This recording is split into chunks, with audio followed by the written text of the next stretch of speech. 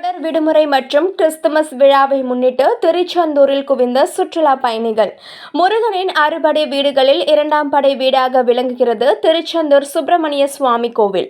இந்த கோவிலுக்கு நாள்தோறும் ஏராளமான பக்தர்கள் வருகை தருவார்கள். விடுமுறை தினங்களில் ஆயிரக்கணக்கான பக்தர்கள் வருகை தருவார்கள்.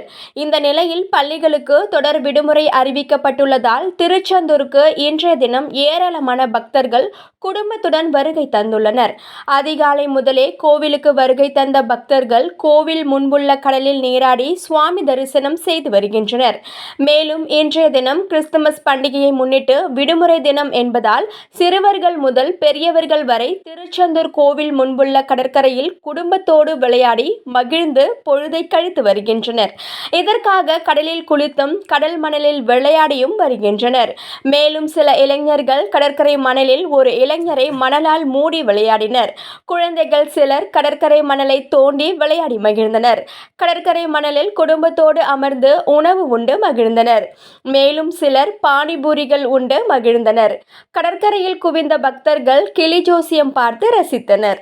குழந்தைகளோடு அமர்ந்து மணலை கூட்டி கோபுரம் அமைத்து விளையாடி மகிழ்ந்தனர். மேலும் தென்காசி மாவட்டத்தை சேர்ந்த நாகராஜன் என்பவர் 5 வயது முதல் 15 வயது சிறுவர்கள் வரையில் 50க்கும் மேற்பட்ட சிறுவர்களை திருச்செந்தூர் அழைத்து வந்து கடற்கரை பகுதியில் தற்காப்பு கலையான சிலம்பம் கற்றுக் கொடுத்தார். மேலும் அந்த சிறுவர்களுக்கு யோகா கலையும் கற்றுக் கொடுத்தார். மேலும் சில இளைஞர்கள் கடற்கரை மணலில் கபடி விளையாடி மகிழ்ந்தனர். தொடர் விடுமுறை தினம் என்பதால் திருச்செந்தூர் கடற்கரை பகுதியில் பக்தர்கள் மற்றும் சுற்றுலா பயணிகளின் கூட்டம் அலைமோதி காணப்படுகிறது.